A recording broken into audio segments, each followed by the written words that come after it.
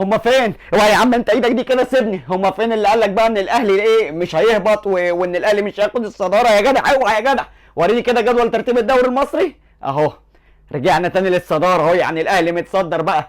فين بقى اللي كانوا طالعين بيقول لك لا لهبوط النادي الاهلي؟ ده كده الاهلي هينزل درجه ثالثه يا جدعان، مش كده؟ وافيهات وضحك، ادينا دلوقتي متصدرين، وهو ده الوضع الطبيعي لجدول ترتيب الدوري. حد يوريني كده الزمالك فين؟ انا مش شايف الزمالك.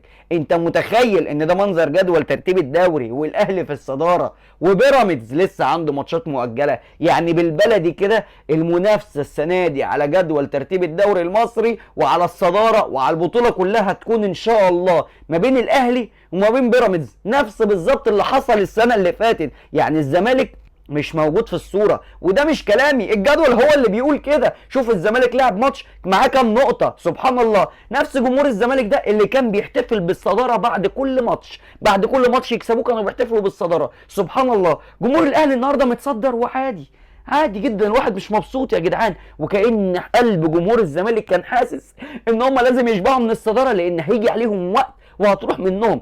اشد المتفائلين للنادي الاهلي واشد المتشائمين من نادي الزمالك يقول لك لا احنا فريقنا متصدر بس انا خايف من الاهلي يرجع ياخدها. ونفس الوقت جمهور النادي الاهلي يقول لك احنا فريقنا في المركز الاخير بس انا قاعد مطمن الاهلي كده كده هيرجع يتصدر تاني. هو ده الدوري المصري، ان كله يعيش الحلم وفي الاخر الاهلي برضه يفضل في الصداره وياخد الدوري. اكتبوا لي بقى انتوا توقعاتكم في الكومنتات للشكل النهائي لجدول ترتيب الدوري المصري. مين المركز الاول؟ يعني الاهلي كده كده، مين في الثاني، مين الثالث، ومين الرابع؟ اكتبوا لي بسرعه.